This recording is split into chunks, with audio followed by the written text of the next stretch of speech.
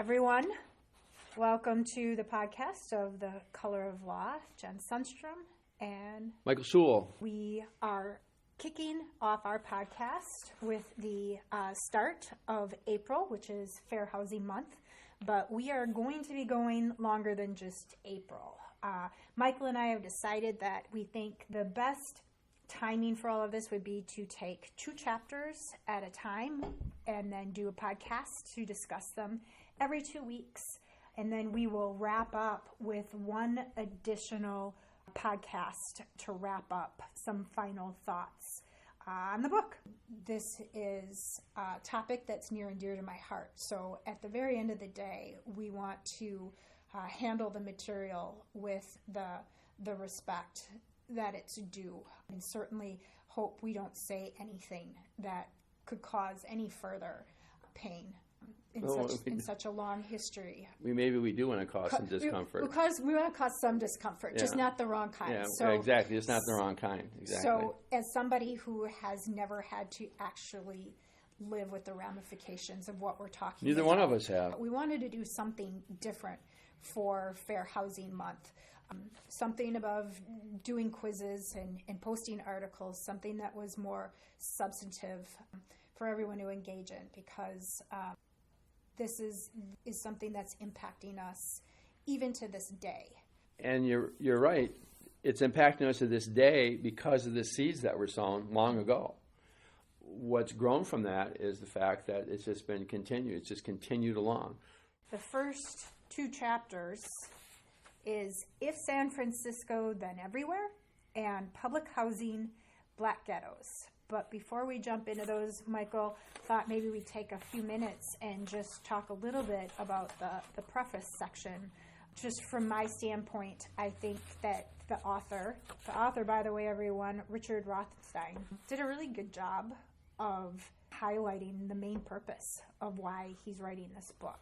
Housing segregation obviously was no accident, and it wasn't just social influence that created housing segregation or private sector influences, kind of the things we think about today as banks with redlining or things of that nature, that it was in fact government initiated and perpetuated, and the long-term implications of that.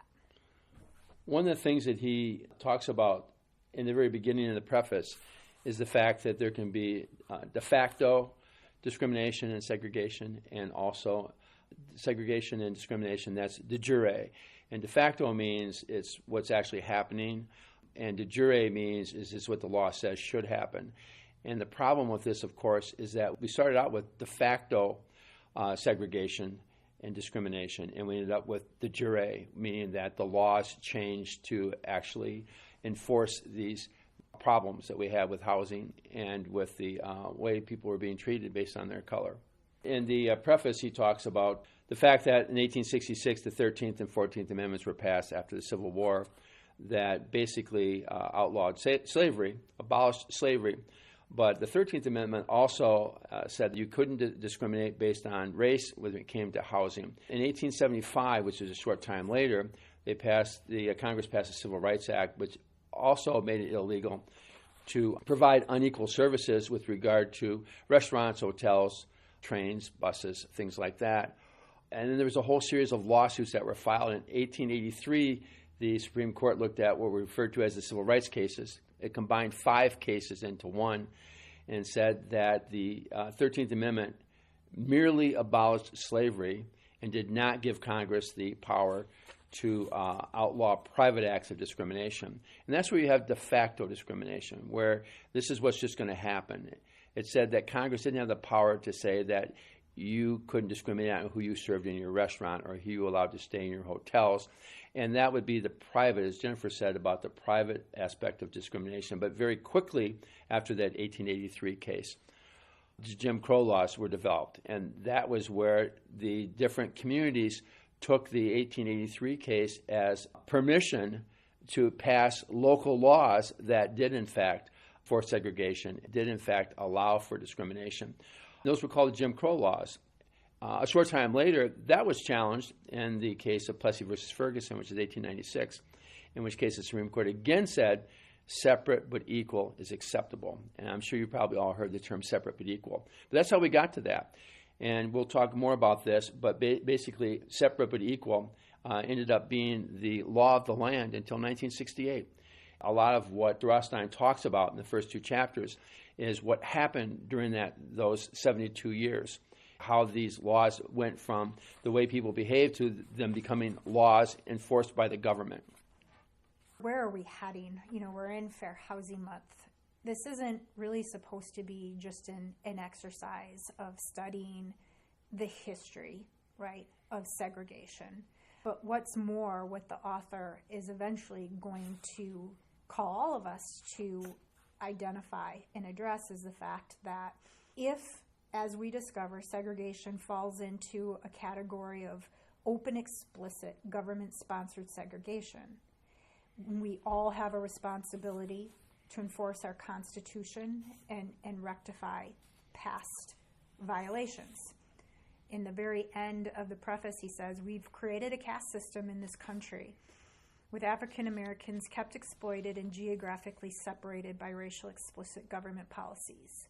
Although most of these policies are now off the books, they've never been remedied and their effects endure. This is ultimately the question that we need to talk about is not just, okay, so this happened in the past. The book is really demonstrating that it's, as in the first chapter, it wasn't just in the South. And it wasn't just in big cities. It was a system that was created across the country.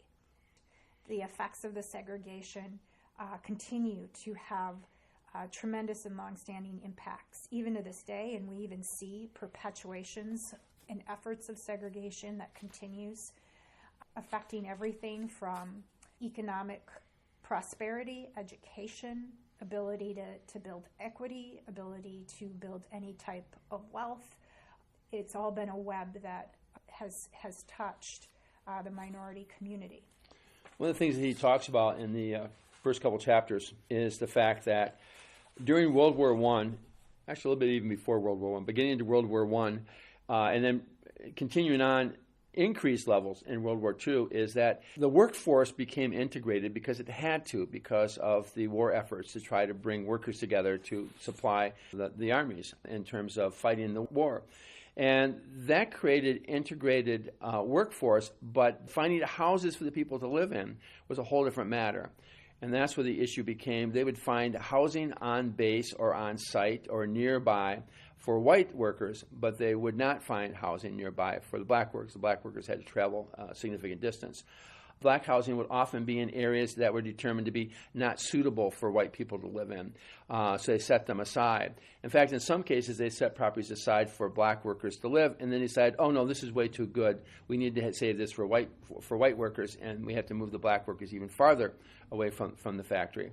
This also was what happened, why we ended up with a large number of people moving from the South, but large numbers of African Americans were moving north to Detroit and to Cleveland and to Milwaukee. Milwaukee was very much involved in that. Also to California, San Francisco, in fact. There's a whole chapter on what's happening in San Francisco.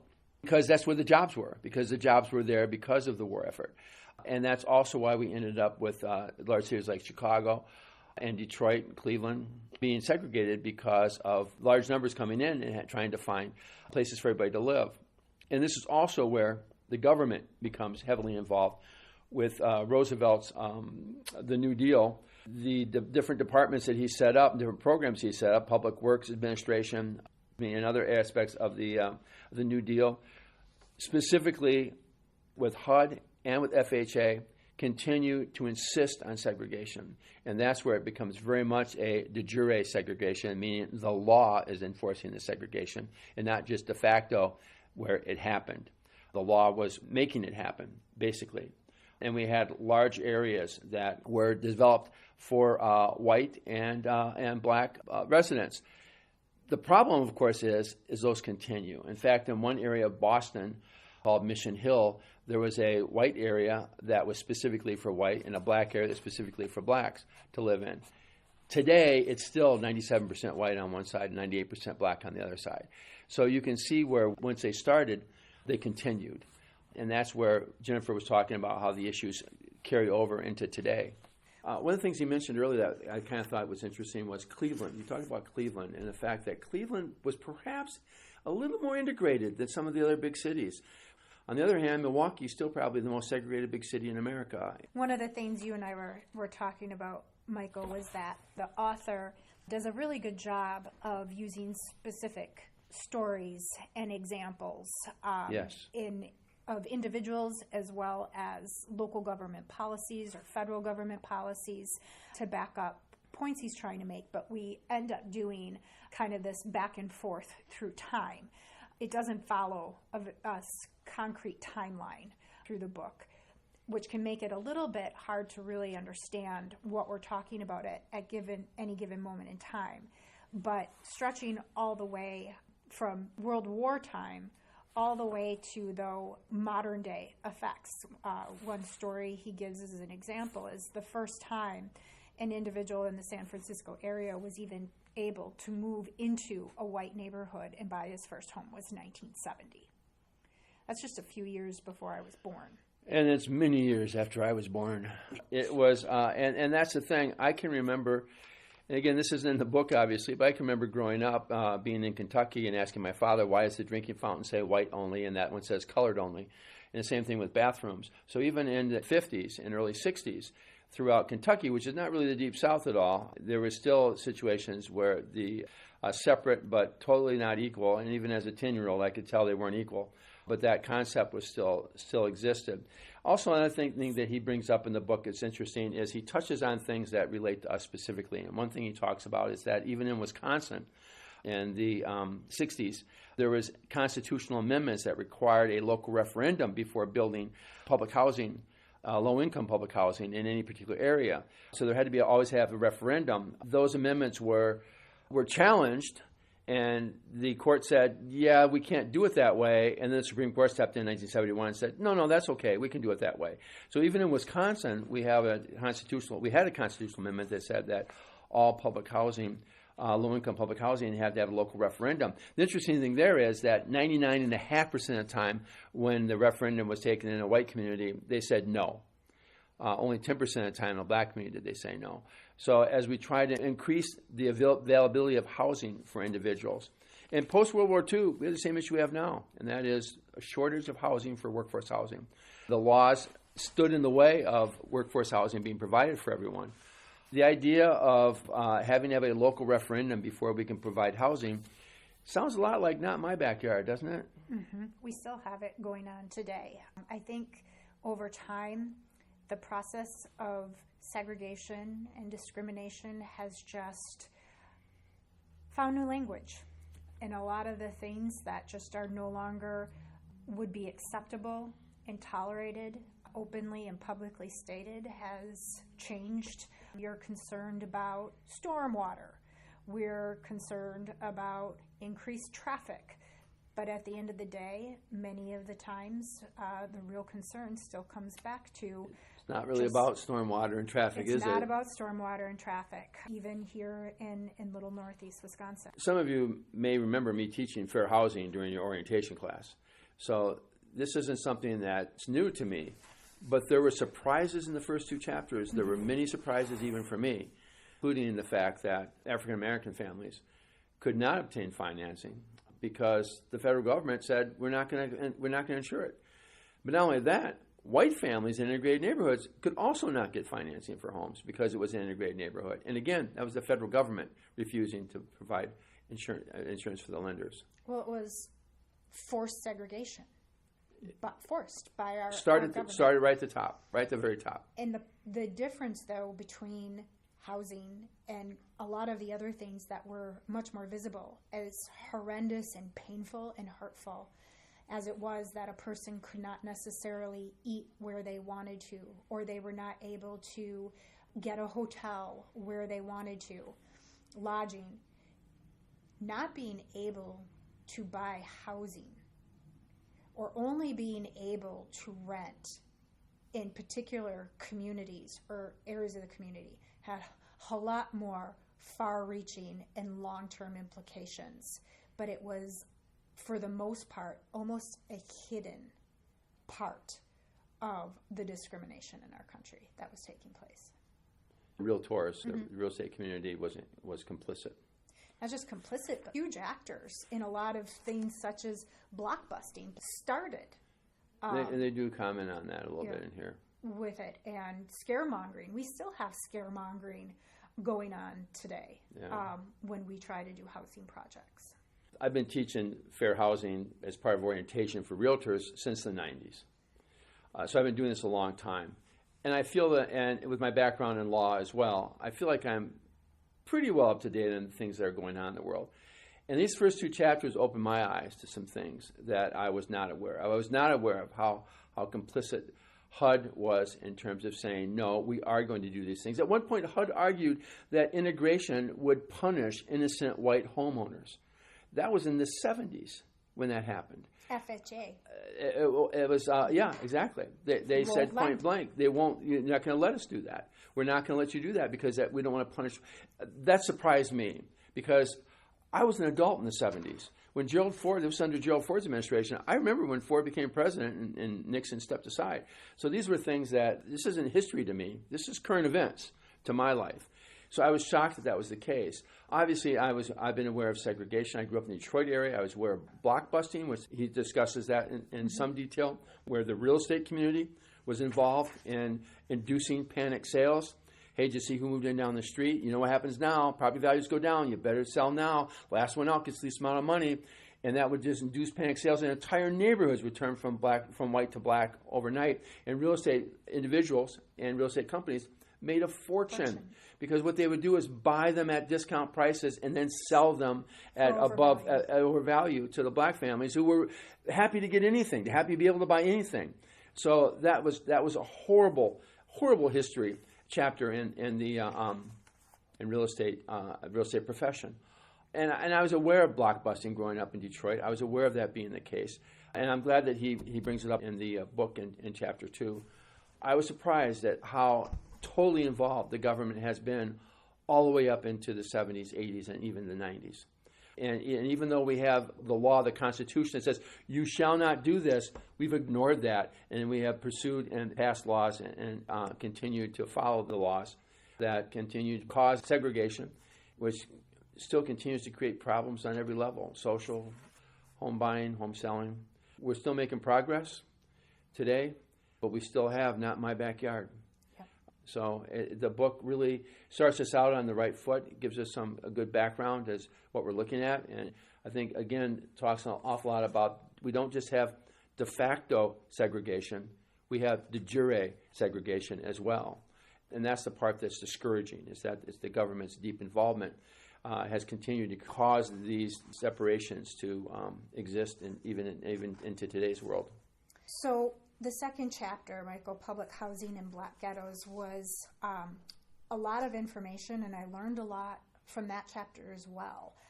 I had always really shied away from using the term ghetto because I think it had kind of turned into a more pejorative term that's used to reference anywhere that's kind of undesirable to live.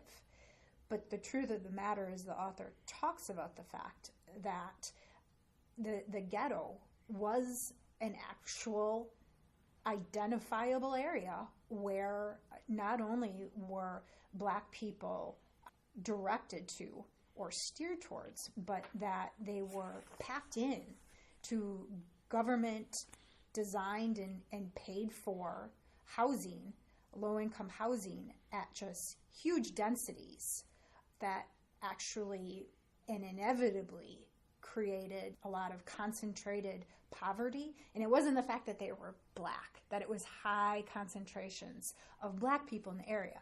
The problem is that they created high concentrations of poverty. And when you have high concentrations of poverty, whether you're talking about black people or white people, you're inevitably going to have subsequent issues of crime and lower values of property. He mentions in the book that some people try to avoid the term ghetto and refer to it as low-income housing and projects and things like that. The reality is, it's a ghetto. And you're right, it is a pejorative word. It doesn't matter if it's a Jewish ghetto in Poland during World War II, or if it's a African-American ghetto in Cabrini Green, which he mentions by name, in Chicago in the 40s, 50s, 60s, 70s, and even into today's. These concentrations do create just what you said. The interesting thing, too, even with low-income housing, that was totally segregated. The white low-income housing always had far more amenities with playgrounds and green space, et cetera, than the black low-income housing. So once again, not to pound this too hard, but separate, definitely yes. Equal, not even close. So you had built-in stigma associated with the black low-income areas before even a single black person ever even set up residence there. Yes. And so we go back again, he flips back and forth in time into how the ghettos were created under New Deal efforts.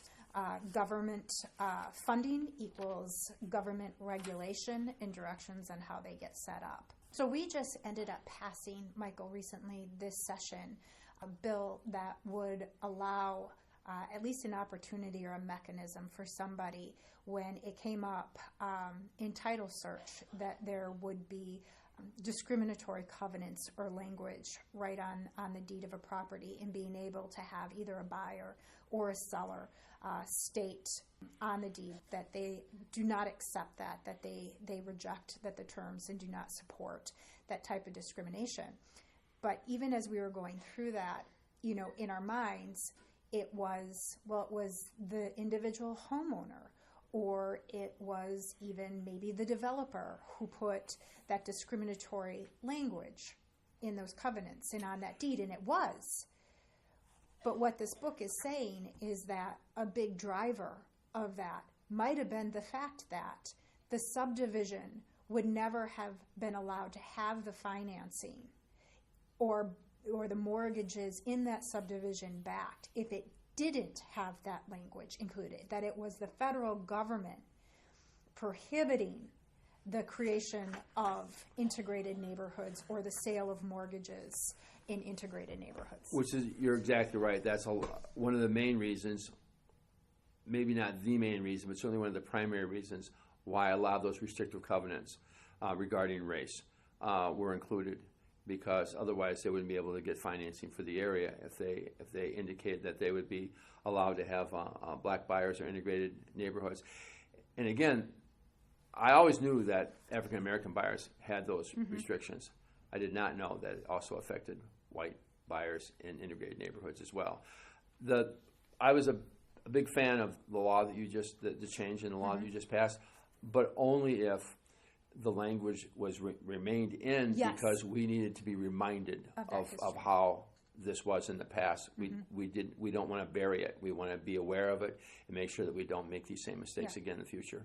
And this discussion we're having, Michael, about this role of the government in the segregation of housing and discrimination against individuals is not meant to say that the individuals in their complacency in this, in their bias, in their racism, is to let them off the hook.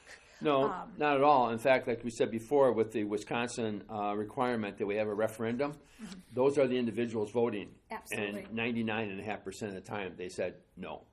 I always say whatever is happening in our government at the local or state or federal level oftentimes is a reflection of us, or at least a huge segment of the populace. And so even though these were government programs, the government implemented them because they knew it was going to be supported by and large by huge sections of especially the white population. Well, I think the first two chapters they read very quickly. And they were very interesting. Like I said, even though I have a pretty strong history on fair housing issues, I was surprised. I learned new things. It was great. And I think we're going to be going into the next couple chapters are going to be about zoning, continue along the same lines of where we ended up where we are today. Well, I would strongly encourage everyone to read the preface as well as chapters 1 and 2 and see what your thoughts on it. I'm looking forward to getting to the next couple chapters, and we can come back and talk about this in 2 weeks. Thanks, Jennifer. Thanks, Michael.